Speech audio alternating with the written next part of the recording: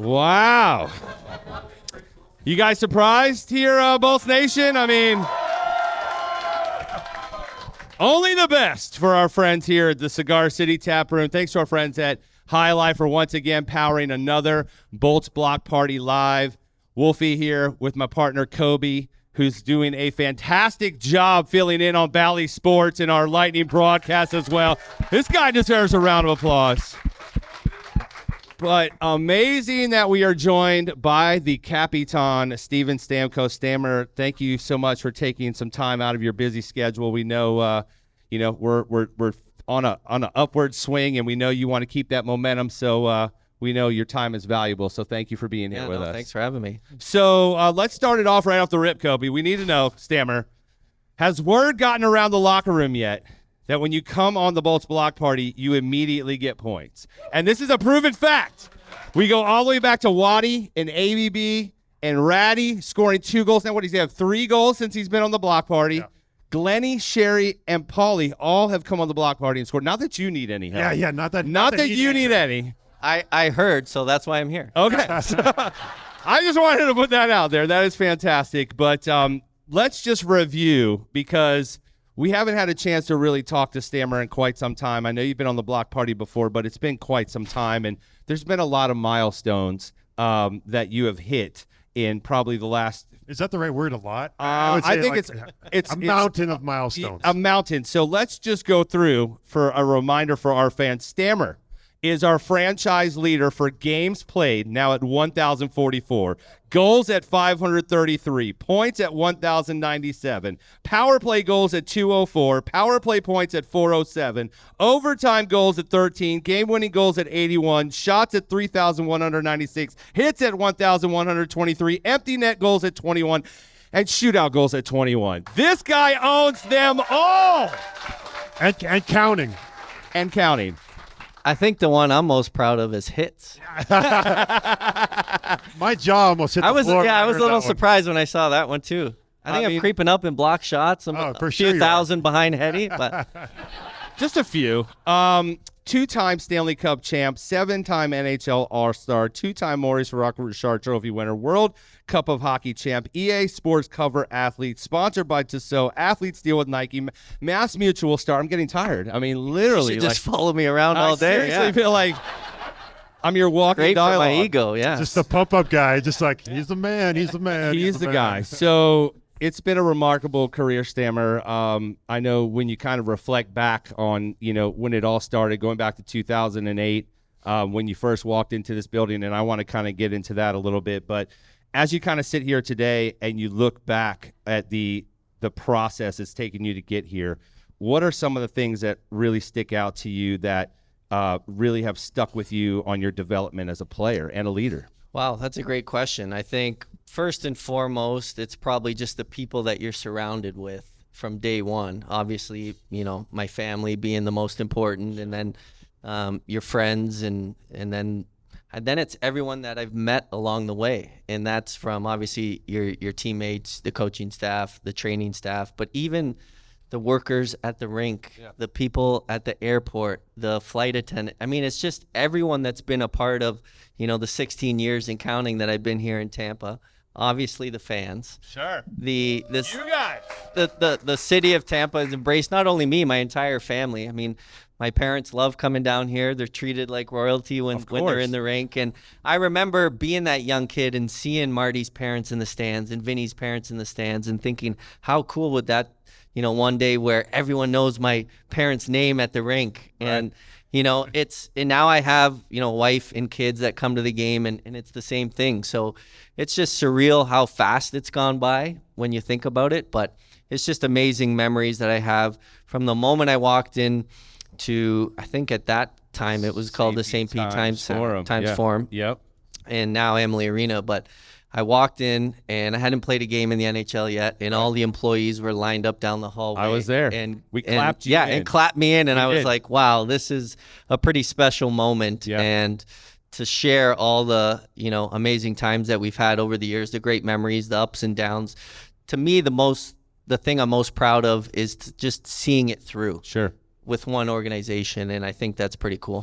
So going back to that 2008, because again, I know we have a lot of new fans, Kobe. It's not just our STMs who have been here really since a lot of them from the beginning. But going back to 2008, and I'm glad I get to actually talk to you now because I was in the marketing department here, and we were the crew that created the Seen Stamkos campaign. And if you guys aren't quite familiar with what that was, and I know we celebrated it when you hit the 1,000 milestone, but for those that weren't quite familiar with what it was, Stammer was the hype of all the NHL draft and the fact that the Lightning were gunning for him to be their #1 draft pick. And so we in the marketing department created a website called Seen Stamkos. And literally we went out to the streets of Tampa Bay. We filmed asking people, have you seen Stamkos? And people were like, what the heck is Stamkos? What is a Stamkos? They had no idea what it was, right? And that was the whole point. And so we created a website to basically showcase his skill level, the stuff that he was doing with the Sarnia Sting and the crazy trick shots before all these influencers and stuff that Swaggy P and Zach Bell and all those guys are doing now. Like Stammer was kind of doing that stuff in '08. So the website was to showcase Stammer and what this kid was all about. But not only that, we created a buzz in Tampa. We had all the staff members every Friday went out into Tampa on their lunch break with Seen Stamkos shirts. We had stickers. We literally showcased the entire Tampa Bay area, signs, billboards, the whole nine, to create a buzz for our #1 draft pick, to really set the bar, if you will. And so we had people emailing us from all over the world asking for Seen Stamkos stickers that they wanted to put in their city, and that was the only stipulation. You have to slap it on your city somewhere and send us a picture. So there were Seen Stamkos all over the world, and it was an amazing campaign that still people talk about to this day. So my question to you is, and again, being a part of that, did you feel at that time that maybe there was additional pressure on you coming into this team with such hype around you, being at the top? Because you were in that same class with Bogosian and Drew Doughty. So, like, did you feel that maybe we put a little bit of extra pressure on you to live up to the hype? You know what? I think Vinny Lecavalier went through it. He was there when I got there. That helped. No one deemed me the Jordan of hockey like they did with Vinny. So thankful for that. But no, anytime you're drafted, first overall, you know what's coming with that. There's pressure, but to me, as an athlete, you put the most amount of pressure on yourself. At the time, maybe it helped that, Tampa was a smaller market at that time compared to where I grew up in Canada and in Toronto. And, the other three teams that were involved was Tampa, LA, and Atlanta. Right. So all three kind of, Sunbelt teams, and maybe that helped me at that time to come in. And I think, having Vinny there, having Marty there, having Gary Roberts, Mark Recchi, like I was so fortunate to come in the league with such veteran players to help me. And listen, there's pressure for sure. Anytime you're drafted, in the first round, never mind first overall into any professional league. But I was lucky to have all those guys there. And it wasn't the easiest first year for me, to be completely honest. I think everyone understands that. But kind of halfway through the year, we had a coaching change, a philosophy change. I started to play a little more, played with Marty, gained some confidence. And you can kind of laugh about it now looking back. But I wouldn't say there was a ton of added pressure because of that, but I thought it was a really cool campaign. I think my parents still have a couple bumper stickers, the original T-shirts, and then now I thought that was really cool for the 1,000th game to incorporate that. So that was really special. I love to hear that. Stammer, on your draft year, when did you know that it was going to be the Tampa Bay Lightning that were going to draft you? Did you know just on the draft, or did you know a couple weeks before or months before? Yeah, I mean, I didn't know 100% sure because, as you know, things can happen on the draft floor that you have no control, and trades and things like that. But for me, I kind of knew there was a lot of really good defensemen in my draft. Mm-hmm. There was Bogosian, there was Doughty, there was Shen, there was Pietrangelo. There wasn't a lot of top-heavy forwards. So Tampa, probably to a lot of fans' dismay, traded Brad Richards earlier that summer. So they needed another center to come in. And once that happened, I kind of had a really good meeting with Tampa. I didn't meet with a lot of teams at the draft, and that kind of gave it away a little bit that, I think they knew that Tampa was going to take a forward. And like I said, there was some unbelievable Hall of Fame worthy defensemen, but I knew Tampa needed a forward, and it was kind of a perfect fit. before we get into it anymore, I know you guys have questions, and we have question cards. I almost forgot at the beginning. I want you guys, now that you know Stammer is here, if you have good questions, make them good, write them down. We'll collect them. I just wanted to make sure that I gave you guys that opportunity to remind you, because we'll give Stammer a little bit of time before we get into our fact or fiction later to ask questions. I'm sorry, I didn't want to interrupt you, Coach. Yeah, no, it's fine. I kind of wanted to go back into a little bit of your development from when you were younger. Yeah. And you talked about some of your influences since you've been here in Tampa, but I kind of want to know, what are the most important people for you as you were developing in minor hockey? Yeah, no, I was really fortunate. I grew up in Markham, Ontario. We had one of the best, if not the best, minor hockey coaches of all time, at least in my eyes, in Paul Titanic. Obviously, my parents were the biggest influence. My father loved the game of hockey, got me into the game of hockey. Still to this day, texts me after every game if I didn't play well or didn't shoot it there or didn't pass it there. So it doesn't change whether you have 500 goals in the NHL or 0. It's the same. And I love it. I love him for that. But we were so lucky. We had Paul Titanic. He coached at the University of Toronto with Mike Keenan. When Mike Keenan went to the NHL, he asked Paul at the time to be his assistant coach in the NHL. Okay. Paul has a son that's my age. He was just born. His wife was becoming a doctor. He didn't want to uproot his family and stayed. And thankfully for us, we were able to have him. I think I had him maybe 12 years in minor hockey.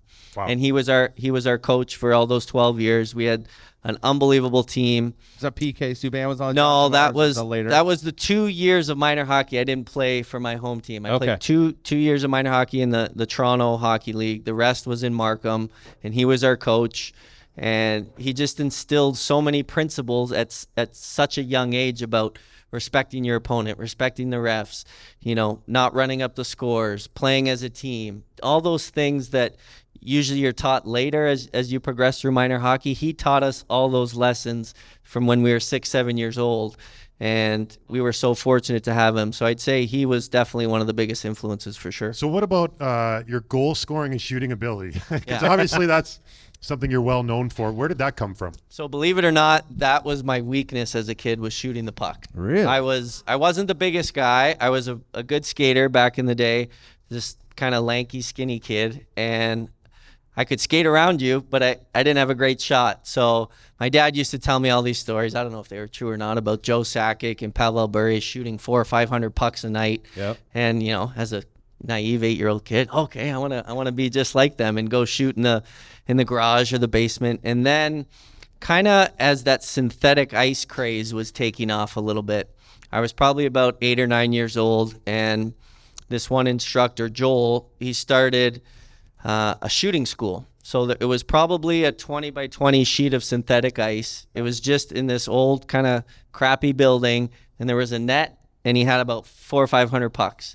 And it wasn't a big space. There was just enough room for the parents to sit there, and you do a one-on-one lesson. And he just taught me the techniques of shooting. And to this day, people ask me all the time, how did you develop your shot? What's the key to your shot? And I think it's like anything, a golf swing or, a pitcher's mechanics, a tennis serve. You name it, it's all mechanics. You don't have to be the biggest and strongest guy to have the hardest pitch, or to be a home run hitter, or to have the best serve. And that's what I try to explain to these kids. Yeah, there's strength involved, and your shot's going to get harder as you get more physically mature. But if you can learn the technique at a young age, and I think that's where I was ahead of the curve, just by shooting all those pucks with someone who was just teaching me the little mechanics of how to shoot. And that's really where it started. And we're so thankful that it started at such a young age. It was a good investment, I guess, for my dad. Investment in your times. And I want to go back. You mentioned, guys like Gary Roberts and Mark Recchi and even Marty and Vinny. But talk to us about how those guys specifically had those influences and what those traits were about those guys that you took away. And I believe, if I recall, Mark or Gary Roberts, it was really more about his training regimen and like what he did to keep his body healthy. But what was it from those guys specifically that you took away? Yeah, well, I think, like I mentioned earlier, having Vinny there, someone who went through the exact same situation, came into an organization, first overall pick, the pressures that you talked about, just to have someone who went through that and had an amazing career like he did to kind of walk me through those steps, that was so helpful. Then you had Marty. who was just the consummate professional. Yeah. And it was someone that I learned a lot from on the ice, but it was his work with me off the ice, whether it was video telling me where to go, how to play without the puck. Because in minor hockey and in junior, you're the best player. You have the puck all the time. Right. You get to the pros, the guys are really good, right, and they're really strong and they're really fast. You don't have the puck as much. And Marty was kind of the one that showed me, okay, get me the puck and go there. Get me the puck, go here. When I have the puck, I want you here. When you have the puck, I'm going to be there. And it kind of blew my mind. Sure. You're used to having the puck and making plays all the time. You come to the NHL, it's the best league in the world. And that's where Marty really, kind of showed me the ropes and how hard he worked off the ice.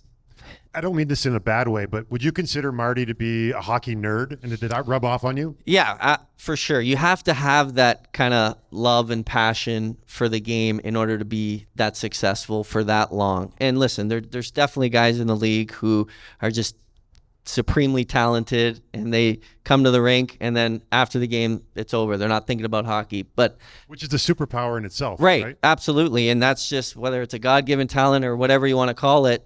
Some players are like that in every sport, but the majority of the best players, there's a correlation between what they put into the game and what they get out of it. And, Cooch is a perfect example of that as well. But Marty was kind of the first one who showed me that. Then I had those 40-plus-year-olds when I was 18 and Mark Recchi and Gary Roberts. Right. And that was, that blew my mind that those guys were still playing at that level too at that age. And that summer is kind of really what changed everything with Gary Roberts in the training. We lived about 20 minutes from each other in the summer. Rick Tocchet was the head coach. He was friends with Robs before then. They wanted me to fly and live in Minnesota, I think it was at that time, for the summer to train. And obviously, I didn't really want to, go to Minnesota and live by myself and train. Right. So Gary Roberts actually had a talk with Rick Tocchet and said, listen, Toc, I'm 20 minutes down the road. Yep. I'll train Stammer. And Gary, at that point, was done. He was retired. He didn't have to do that. But that was his love and passion, was training and nutrition. And listen, he was so far ahead of the curve in that. So that summer, I trained. I drove to Gary's house every morning, and his wife, Michelle, would be there. She'd cook me breakfast. We'd go work out. He had this amazing gym in his house, and it was just me and him. And then 2 weeks later, it was me and James Neal. And then 2 weeks later, it was James Neal, Michael Delzato, and I. And then it just grew and grew and grew. We all had unbelievable seasons the next season, and everyone thought that was the secret sauce, was to train with Gary Roberts.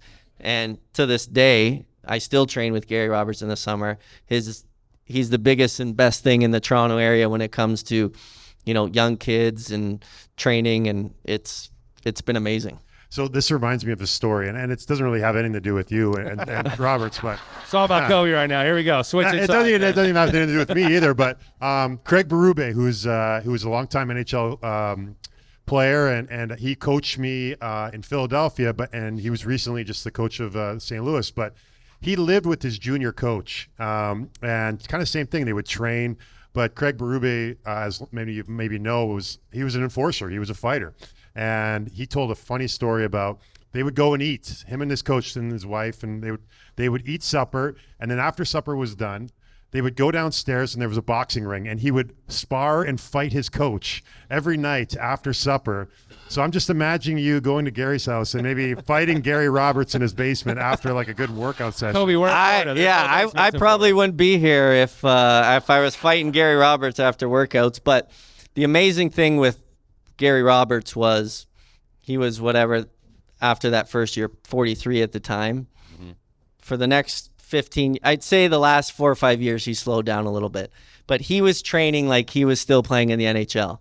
And it was amazing. It just goes to show how dedicated he was. He finally got to a point where I remember we were doing squats one day and I had added another 45 to the stack, and he got all mad that he couldn't do it. So he put it on and then tore his quad tendon or something. And he's like, you know what, Stammer, that's it. I tried to keep up with you as long as I could. I'm in my 40s now. You're in your 20s. Enough's enough. But he's still in the gym. He's still first one there, last one to leave. He comes on the ice sometimes with us in practice and tries to catch up to Connor McDavid on the ice. But it was a blessing for me that he was just happened to sign with Tampa my rookie year and to develop that relationship now. Obviously, we're very close friends with him and his family. But everything that he did for me that summer has really allowed me to be where I am today. He's a pretty fiery guy. Did he ever get pretty mad at you? Yeah, you know what? There's certain guys that he gets mad at in the gym for sure. I think I've known him for long enough. The funniest story was my rookie year, they wanted me to live with Gary Roberts. Oh boy. So I came here as an 18-year-old kid, and we just heard stories about Gary Roberts over the years. Scary Gary. That's what they used to call him. He would mean mug everybody. He's making his kale protein shakes and forcing it on everybody. And at that point, who liked kale? Right. This is, 16 years ago. It wasn't what it is today, and spinach and berries. And listen, I did not want to live with that guy. Right. I was scared of him. And here we are, 16 years later, and he's one of my, closest friends and inspirations. And I remember when I got traded here. It was after the game, and you were exhausted, and we had a box of pizza in the dressing room for some reason, and you were eating it, and someone was like, "Hey, Stammer, Gary's here." And yeah. It was just a joke, and you were like, "What?" That's how intense he was. My first NHL game was in Prague. Yeah. And obviously Gary was playing on our team, and I remember I roomed with him for like 2 or 3 nights of that trip. And just the amount of vitamins and pills that this guy was popping all night. And he's trying to, Stammer, you want some? I'm like, Gary, I don't even know what this is. And then he'd fall asleep at 9:30. I'm there on my phone, and he's snoring like a bear. And I'm like, sorry, Gary, I can't room with you. Right. Like, I love you, but there's too many pills everywhere. Yeah. There's too many vitamins. There's just, that's just the way he was, and that's why he was able to play for as long as he was and as successful as he was. Well, talking about relationships, we know that you and Hetty, best buds, and he kind of taking that same path, starting at a young age, just like you. But talk about your relationship with Hetty and how that's grown into such a great relationship, and you guys have started families together, neighbors, the whole nine. But that development, because you both at that young age and being able to stay with one organization this entire time. Yeah, I think everyone knows how close we are as friends, and that's the great thing about Hetty. He's an unbelievable human being. We all know that. But when he came over, obviously the league was a little different back then. There wasn't as many young guys on the team, and Kobe, you probably understand that too. Like, in today's game, there's a lot of younger kids. When I first came to Tampa, I think there was one other guy that was like under 24 years old, and I was 18. And each team had like 3 or 4 40-year-olds. Right. Like, it's like 30 is the new 40 now. Right. And yeah, I'll be 34 in a couple weeks, and I'm like the second oldest guy on the team. Yeah, it's crazy. So old. But then Victor came the next year, and listen, it's not an easy transition in coming, especially from Europe, where English is your second language. Right. And he's 18 years old, 19 years old as a defenseman in the NHL. Right. That's the toughest position probably to come in at that age. And it took him a couple years, but I'd say for us to really get really close, I had that year where I got to know everyone in Tampa before he came, and then he came over, and it wasn't like we were best friends right away. We developed that relationship, and obviously we've now been together for 15 years, and we're, inseparable on and off the ice. But it's just that mutual respect we had each other for that age, and just the growth that we saw. We became men in this city. Sure. We started families. It's just, like I said, it's flown by, but it's just amazing to think how far we've come from being 18-year-old kids in this city, living on your own, experiencing the real world for the first time, and to help, be in this organization and help us, bring a championship here. It's just been an unbelievable ride. And let's be real too. It's been, a lot of trials and tribulations, like you said, and a lot of great friends and teammates have come and gone over the years, and obviously we know fan favorites, and I mean we can go through the list, whether that's Killer or Pally or McDonough, TJ, Maroon, Perry, Coleman, Goodrow, all these amazing guys that you've been able to play with in your career. What do you take away from those things and those guys that you've learned and built relationships with over the years? Because again, we know you're still friends with all of them, but what are some of the qualities and things that you miss about some of those guys as well? Well, that's the toughest thing about our sport, I think, is just you develop these unbelievably tight bonds with these guys, and it's not just them, it's their families. And then as you get older, the kids are friends and they're going to school, they're on the same youth hockey team. I mean, that really hit home when some of those, veteran guys were around. Obviously, you win a championship together, that bond is there for life, and we'll have those memories forever. But that's the toughest part, is going through all those tough times with those guys too. You reach the mountaintop and you just want that team to stay together forever. Sure. Right? I mean, we all do. You have those memories, and we understand it's a business. We understand that's not going to happen, but it's still very hard. And, we miss each and every one of those guys for different reasons, and it's not just because of the play on the ice. Yep. It's the dynamics in the dressing room, the leadership, the community work, you name it. All those guys that had a part in winning those championships, had a huge part in the dressing room too. And you have these new guys that come in and they get integrated, and you start to develop those friendships too. And listen, the guys that are brought in, especially to our organization, they're good people first. Sure. That's what, management has done a great job of over the years, is bringing in, world-class quality people. So that makes it even harder when they have to leave. Yeah. But listen, we try to stay as connected as we can throughout the year. We've seen some amazing tribute videos over the past couple seasons. Probably see another one next game, right? Yep. With Patty coming back. Yep. But listen, it's a tough part of the business, but we understand it. It's got to come, but it still sucks. Sure. So Stammer, and correct me if I'm wrong, but in March, you will have been captain of the Tampa Bay Lightning for 10 years. Is that right? I think so. Yeah. So that's a decade. Yeah. And this league, there's a Messier Leadership Award, and you're a winner of that award. But what I was wanting to ask you was, how has your role as a leader, as a captain of this team, changed over the last 10 years? Yeah, it's certainly changed, and you just try to pick up things from other amazing leaders that you've played with. Mm-hmm. And I've been fortunate to play with some amazing leaders over the years, and you just, whether it's, when's the right time to speak up in between a period, or just get that feel, or when's the time to not say anything, when's the time to, maybe you got to go out there and do something you're a little uncomfortable with, a big hit or even a fight or something that you just have to get that pulse. And sometimes it doesn't come naturally when it's your first couple years in the league. And that's why it's so hard as a younger captain to just fill all those voids, all those things that you need to fill as a captain. And I was lucky to have Vinny and Marty and Callie. I mean, Kobe was a leader in this league. I mean, Brendan Morrow. Mm-hmm. I mean, I had some McDonough was a captain. Yep. Like you go down the list.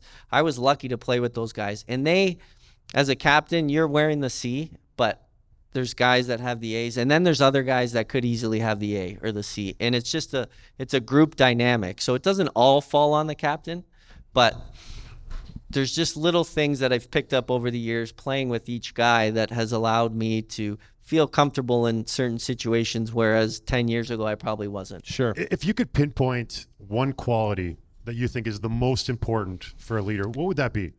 I think it's just trying to have a relationship with as many guys on the team, if not all of them, in some capacity. Listen, we're not going to say I'm going to have the same relationship as I have with Victor Hedman with every single player. Sure. That's just not realistic. But I think you have to have a pulse on the room, and you're an extension a little bit of the coaching staff. And if there's messages that need to be sent, or there's communication through the players that needs to get back to the coach, or vice versa from the coach to the players, those are the things that I think are probably the most important than just, having that C and going to talk to the ref because you have that letter on your jersey, or, being able to speak up in a period and, let's go guys, whatever. Right. There's intricate things that go on as part of that leadership group that, like I said, you learn as you go. You learn what things work, what things don't. Right. Which guys, you can maybe say something to.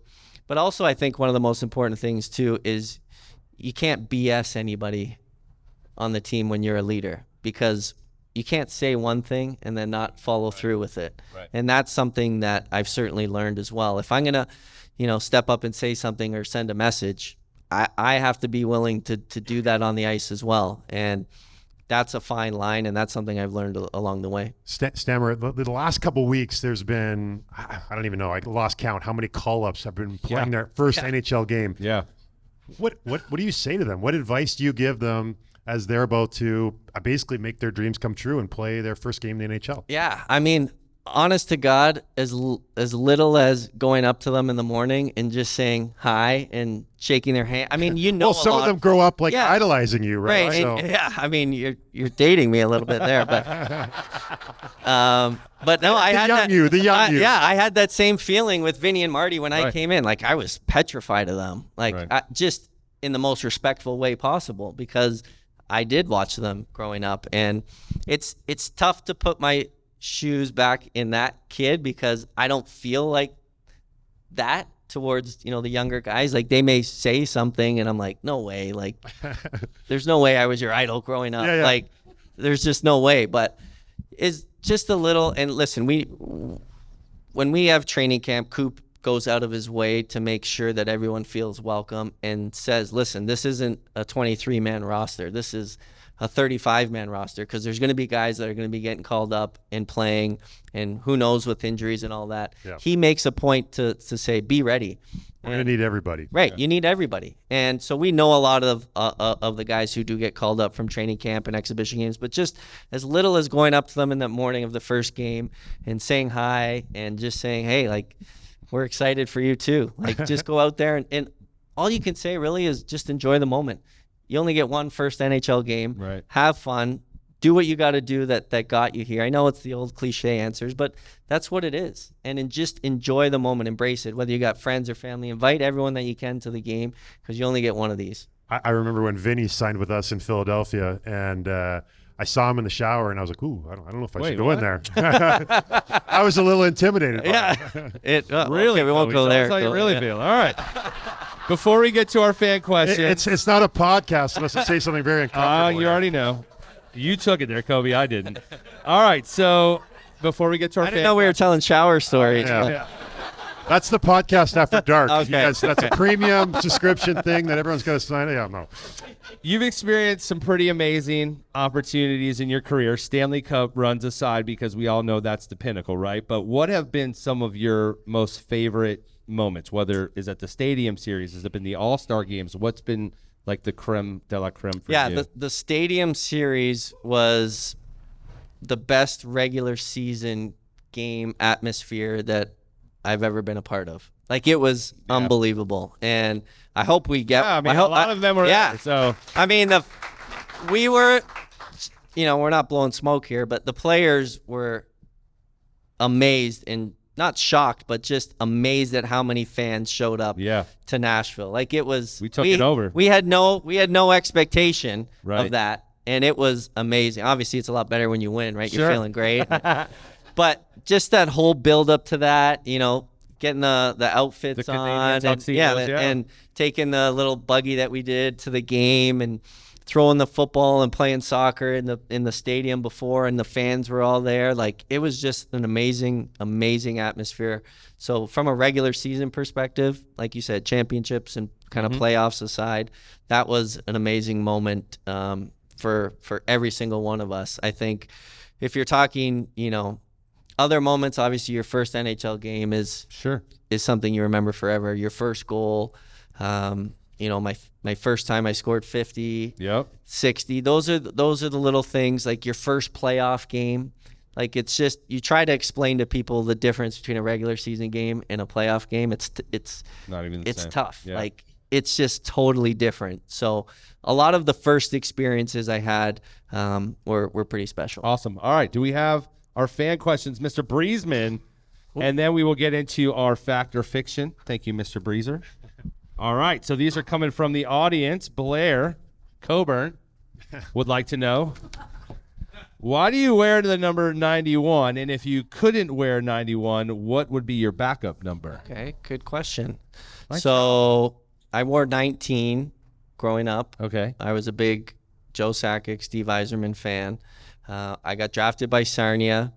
Being the rookie, you didn't get to pick your number. Right. One of the older guys had 19. So I said, you know what? I'll just flip it around, 91. When I got to Tampa, Brad Richards wore 19. He had just left. Conn Smythe, Stanley Cup winner. I wasn't touching that number. Yeah. Certainly was not touching his number. Sure. So I said, you know what? 91's worked for me in Sarnia. I'll stick with it. And it's been the same ever since. Seeing Sarnia Sting jerseys in our fan. Maybe a rookie will come in and ask it for it. Yeah. Hey, listen, there's a price on everything, right? Cynthia would like to know, hey, there you go. What is your favorite Tampa restaurant? Ooh, that's a lot a of good them too, question. Right? I'll say there's a few. Okay.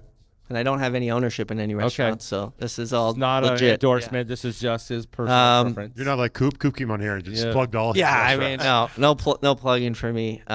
Bella's is a great. A lot of us used to go there for pregame meals all the time. That's kind of died down a little bit, but the odd time, we'll head to Bella's still. So love. My name is actually in the menu, I think, because there's a hockey chicken dish there. Okay.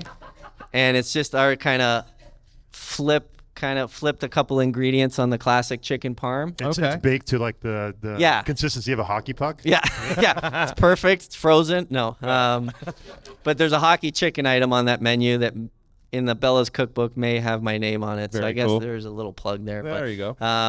On Swan is another favorite restaurant. I think that just whole area in Hyde Park has just been amazing. What they've done in downtown has been amazing too. So I'd say those are probably my two most kind of go-to restaurants. Okay. Hardest moment you've had to go through? Was it the injury? Was it? There's probably been a few. Well, obviously, I think Columbus sweep. we don't talk about that anymore. Yeah, that was a very tough moment. From a team perspective, obviously we bounced back pretty well from that. Yes, so one of those things that maybe had to happen to get over. So yes, sir. We'll use that as a positive. I mean, some of the injuries have been tough. I think the first one when I broke my leg, that was kind of the first major injury I've ever had in my career. So there were some dark days where you're rehabbing. You don't know.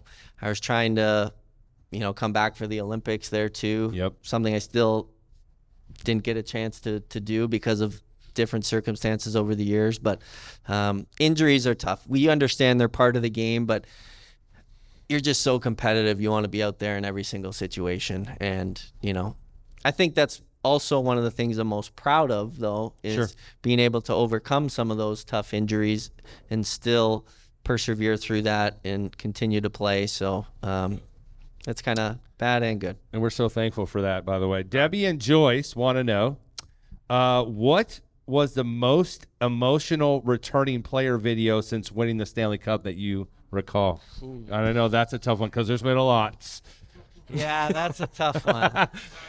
It was the most emotional. Which one? What got you kind of like in the feels? Oh, I know. There's some good ones. I said it. John Franzone, I said it after the game too the other day. As I've gotten older, it's true. You get a little more emotional. I don't know if it's just like. Well, I think I saw Killer actually crying. So let's spread that. I think he was crying because he's not on our team anymore. But I think he might have been crying because of that. 5-1's tough to swallow. Yeah. But no, listen. Hey, you got a great contract. So right. No doubt.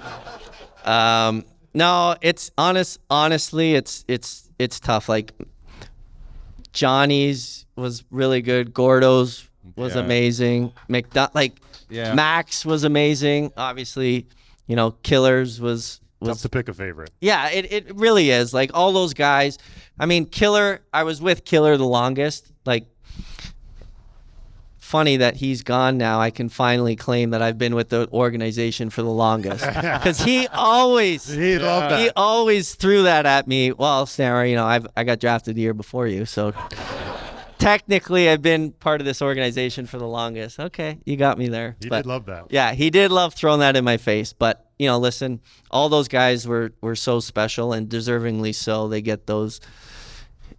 It's whatever, a minute and a half. Yeah. It doesn't feel like that. Sure. Gives them, the justice that they deserve. But it's an amazing thing that our team does for those guys who came in and helped us win. And I know the fans, the players that come in, they appreciate that standing ovation that they get. It really hits home for them. Well, thank you to the Lightning Vision crew for putting those videos together. We got one more here before we get to Facts or Fixer. John Franzone and crew, we love you.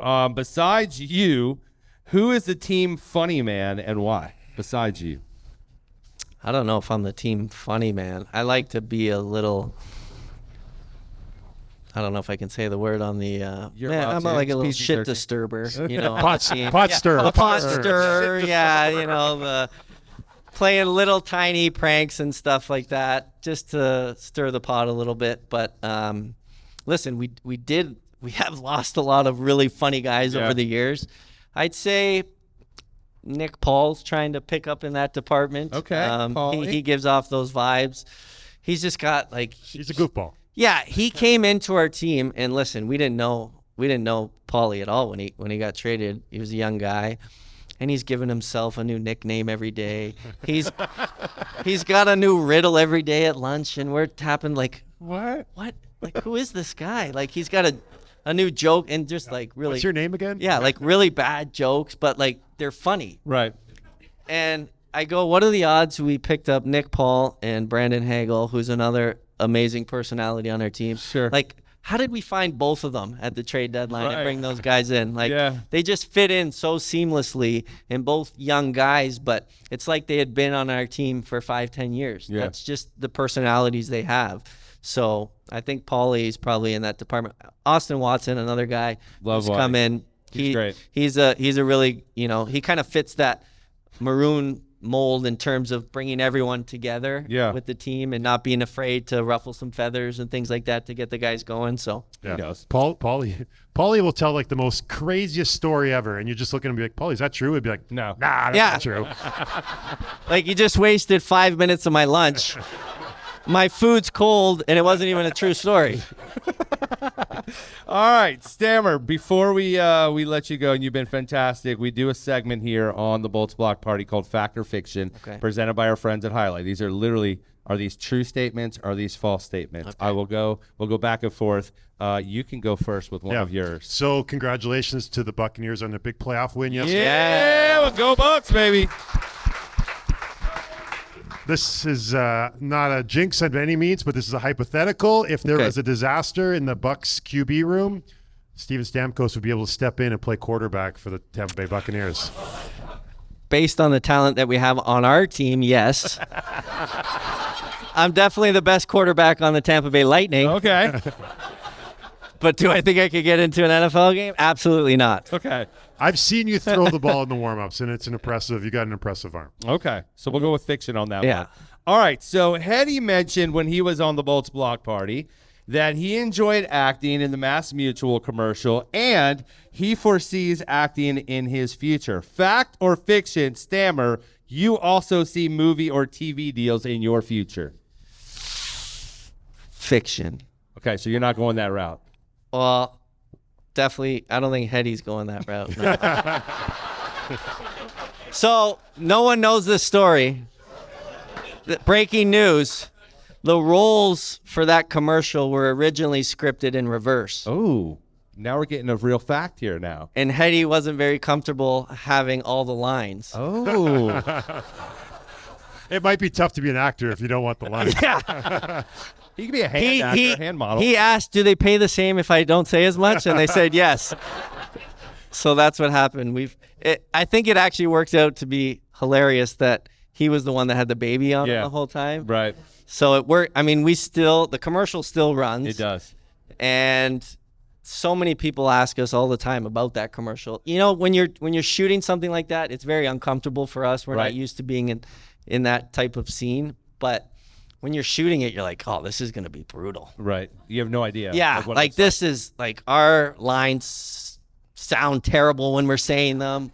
Like the baby's crying, pooping. Like you're like, this isn't going to work. Yeah. And we're there for 4 or 5 hours and the commercial is 15 seconds and they make you look pretty good. It was awesome. It was great. Okay. It was awesome. Eddie. All right. So as much as Killer's known for jet skis, you also had a couple jet skis or have jet skis. After a storm, you misplaced those jet skis and you had no idea where they ended up. Fact or fiction? You found one, actually. Yeah, it was almost on my front lawn. So scary fact when you think about it. Yeah. So I forget it was a tropical storm. It wasn't even a hurricane. And I guess it just lined up. What year was that? Do you remember? It might have been Sandy, or it might have been 2017 or something like that. No, it was More recent. Yes, because Brady lost his jet. Oh, that's right. Yes. Yeah. Tom Brady lost his jet skis too. Oh, geez. And It's professional athlete problem. I mean, that's Sorry. all Jeez. that's the thing Tom and I have in common. We both lost our jet skis in a storm. But no, I'll try to say the story. The tropical storm. Yeah. The water level was so high. It must have high tide. It lined up perfectly, kind of like the one we just had. And the water was so rough, it took out the cables on my jet ski dock. Jeez. Totally snapped the cables. I was out there filming the whole thing, getting blown around. And they just, at that point, you're just helpless. Yeah, and what you can you do? hope that they don't end up killing. I mean, Right. yeah, who said that? Somebody, Hurting right. somebody, yeah. And so woke up they were gone. Woke up the next morning and it's nice and calm and the jet skis are gone. The dock's all shattered into pieces. And I don't know if it was that next day. Next day, we were walking the dog, and I saw this jet ski, and I'm like, man, that looks like Stammer's jet ski. And it was across the bay, like Over the railing on Bayshore. Yes. Oh, wow. Yes. So I sent a picture. I'm like, are you missing one of these? You know. And I think I got a ticket for parking the jet ski in someone's front lawn. No, swear to God. That's a great story. There was a ticket on it's like tow truck had to come, but that's how my jet ski ended up over the rails, over both lanes of Bayshore onto someone's front lawn where Kobe saw it the next day and texted me, and other one was kind of lodged under the bridge. Yeah, by the hospital. Yeah. And they found them both. Were they totaled? I mean, Yeah, they were. So does insurance take care of that? Yeah. Or Killer rehab. Yeah. Yeah. That's where Killer got his jet skis from. Yeah. All right. Yeah. So, fact or fiction, back in 2014, you did a video bit for the Bauer MX3 where you actually shot hockey pucks through a football field goal, and you actually went over 91 yards, which is 274 feet successfully. Was that CGI or was that real? That was real. So you were you can literally fling a hockey puck over 91 yards. Yeah, I mean, I think Jack Hughes just did something similar to a video. He, probably Bauer did it too. But yeah, they brought me out to a football stadium. They had a little piece of synthetic ice. Yep. They brought a bucket of pucks and they said, we just want to shoot you, seeing how far you can get back and make a field goal with a puck. Sure. So I started taking wrist shots and stuff like that. And I was getting maybe like 40, 50 yards. And I'm like, what? Like, am I allowed to take a slap shot here? And they're like, yeah, do whatever you got to do. So I just kept going back, 60, 70, 80. And they're like, okay, well, it would be kind of cool if we did a 91-yarder. Right. And they had this ref lined up like the refs do in a football game, and he's just dodging pucks left and right. Because it's tough to see those things coming in from 80 yards. It's not a football coming in gracefully. Right. Like where's it coming? A little black dot. Yeah. It's a little UFO coming at your head. Right. And I mean, he confirmed that one went through at 91 yards. How many shots did it take for you to hit that we one? probably, in all, I probably took like 50 shots that day. So Wow. it was probably on my like 6th or 7th attempt where I could get the height and the distance on a slap shot from 91 yards. pretty But remarkable. that was fact. Yeah. Okay, fact. So you guys can YouTube that one because I did. It was pretty awesome. All right. One more for you, One Kobe. more. Okay. One more. All right. So I was going back and I was looking at some old pictures of you, and one that came up was from your draft year.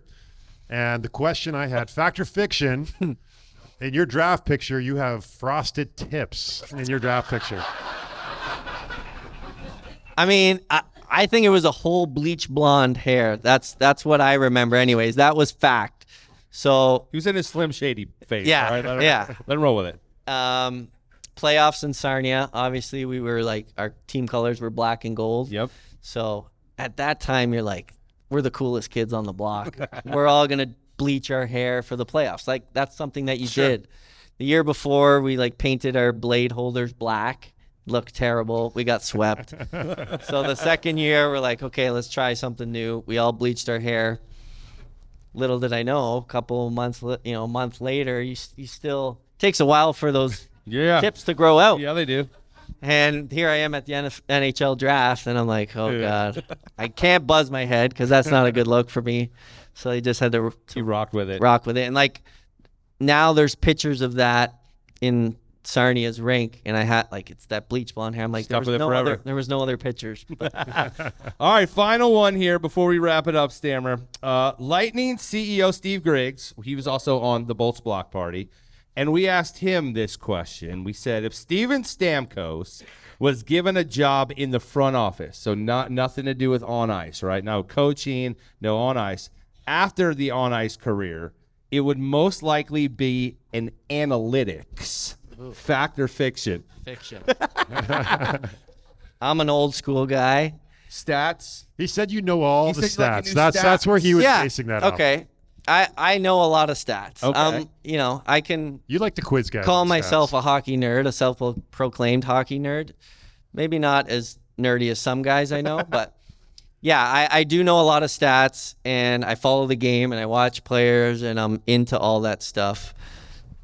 The analytics part of all those stats, I know, what guys are doing, their points, their face-off percentage, all that type of stuff. But the analytics part of it, that's where I kind of draw the line. Okay. Yeah. Because it's like, I'm more of an old school guy in terms of like the old eye test. Okay. Right? Yeah. But the analytics is so huge in sports now. And there's definitely situations where it's very helpful. Sure. Absolutely. Like, I'm a anti-analytics guy. Okay. But I was, when I came up, like when you came up, like there was nothing. Yeah, just like we all kind of secretly hate watching video.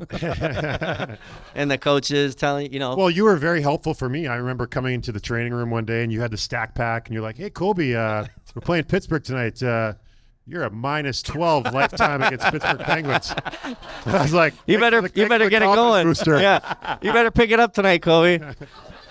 But no, I mean, it's like I said, like joking aside, it is the stats and analytics. It's such a huge part of sports today, and sometimes like to make a point, you can kind of twist those stats around, right? Sure. And for me, it's still like when we get to training camp or we get on the ice and you're watching the young kids, you're like, you watch them for 5 minutes and you're like that guy's going to be a player, or like, that guy, he's not the best skater, but he's got good hands, or like analytics can't really tell you that. Sure. Like, and that's, for me, just that's how I got brought up. It's like, let's see what you can do on the ice. Sure. And so that's why there's some stats where you're like, oh, okay, I don't like that stat. Like this year, I don't like the ± stat. Fair enough. In years past, I liked it. This year, I don't like it.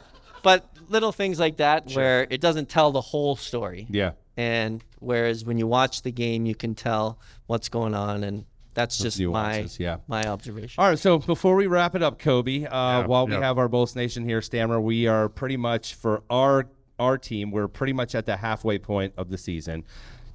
Let us know from your perspective as the captain where you see, as things have progressed here, especially in the last week or so, getting some of these overtime wins and kind of making a statement here. How do you feel as our captain, how we're setting up our team for the second half of the season? Yeah, I mean, this year's obviously, it has a different feel than years previous, and I think that's not necessarily a bad thing. We haven't afforded ourselves some of the cushion that we have in the past, where you can go on a little bit of a dry spell and not collect points and still be comfortably in a playoff spot. But there's also a part of you that you're engaged in every single game from here on out. We don't have the luxury not to be. And sometimes that can bite you, where it has in the past, where we didn't play meaningful games.